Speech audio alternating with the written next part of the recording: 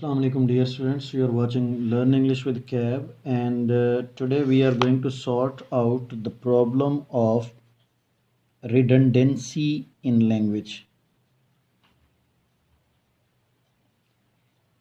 Redundancy जो है ना ये नॉर्मल लैंग्वेज में तो डिफरेंट मीनिंग में यूज़ होती है, लेकिन लैंग्वेज के अंदर ख़ास तौर पर जब हम ग्रामेटिकल पॉइंट ऑफ व्यू से बात करते हैं तो रिडंडेंसी का मतलब होता है कोई unnecessary use of the words. ठीक है जी, यानी कि जहाँ पर आप को ज़रूरत नहीं थी, कोई सेल्फ सफिशेंट वर्ड्स थे लेकिन आपने उनके साथ और वर्ड्स ऐड कर दिए। जैसे इफ़ आई से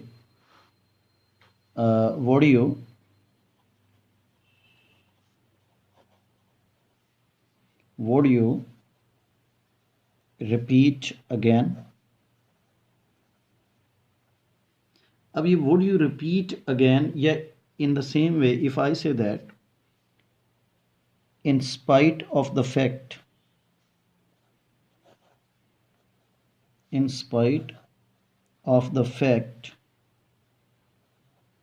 we were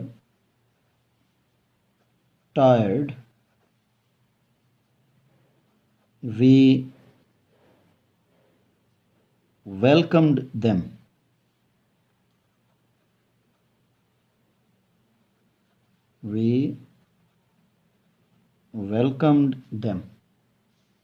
ठीक है जी।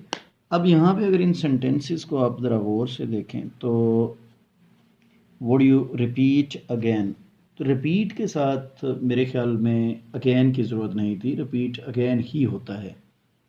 तो यहाँ पे ये unnecessary use of the words है। इसी तरह से अगर मैं ये कहता हूँ कि in spite of the fact जो है, इसकी जगह पे मैं ये कह दूँ कि आल दो।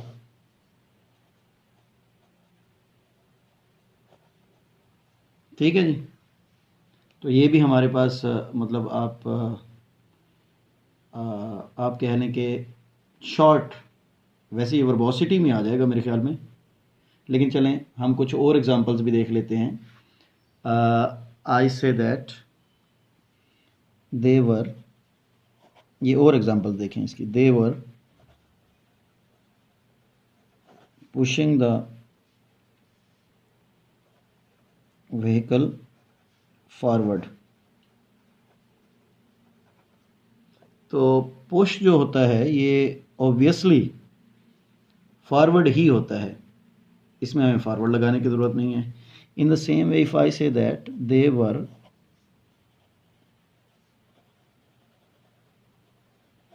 पुलिंग द व्हीकल बैक, तो पुल बैक ही होता है, पुश फॉरवर्ड ही होता है, तो इसके साथ बैक लगाने की ज़रूरत नहीं है, इसके साथ फॉरवर्ड लगाने की ज़रूरत नहीं है। समझ रहे हैं जी बात को। इसी तरह से वी कैन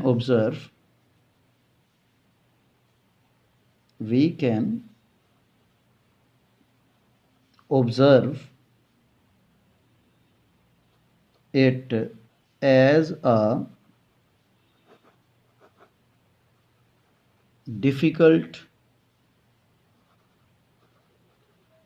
डायलमा। तो ये जो डायलमा होता है ये डिफ़िकल्टी होता है, यहाँ पे we can observe it as a dilemma. ठीक है जी। अच्छा, ये जो दूसरी एग्जांपल थी ना, ऑल दो in spite of the fact वाली, ये वर्बोसिटी की एग्जांपल है, इसको ना आप ज़रा थोड़ा सा पेंडिंग कीजिएगा, बाकी के एग्जांपल्स ठीक हैं। इसी तरह से अगर मैं ये कहता हूँ कि when will you return back, तो अब यहाँ पे भी अब आपके पास when will you return back, भाई रिटर्न बैक ही होता है, तो when will you return is enough. समझ रहे हैं बात को। तो all these mistakes are known as the mistakes of redundancy. इसमें हमारे पास सर्टेन वर्ड्स होते हैं, जैसे if I say that newly born nascent. If I say that proceed forward, advance forward, ठीक है जी, push forward,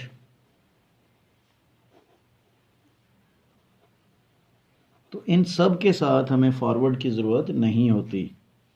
newly born nascent, nascent होता ही newly born है, तो उसके साथ हमें न्यूली बॉर्न की ज़रूरत नहीं है।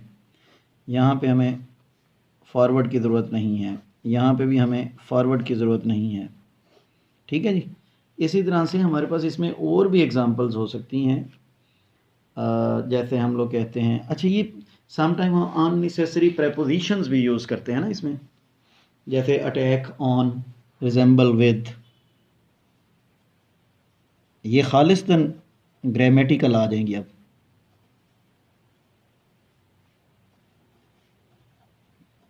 अटैक के साथ ऑन नहीं आता, रिजेंबल के साथ विद नहीं आता, ठीक है जी। और न्यू इनोवेशन, इनोवेशन जो है वो न्यू ही होती है।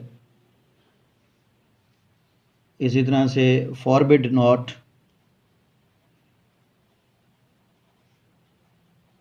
अच्छा ये फॉरबिड होता है या हार्डली, स्केयर्सली, बेयरली, ये जितने भी नेगेटिव वर्ड हैं, लेस्ट हो गया, ठीक है जी, इन सब के साथ ही नॉट नहीं आता। जितने भी negative, hardly, scarcely, barely, forbid, lest, no sooner, ठीक है जी, इन सब के साथ ही नेगेटिव नहीं आना। इस तरह से if I say that collaborate together,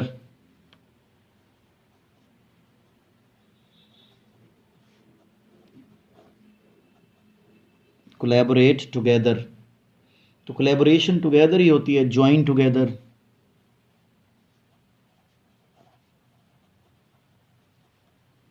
तो join together ही होता है, इसके साथ हमें together की ज़रूरत नहीं है।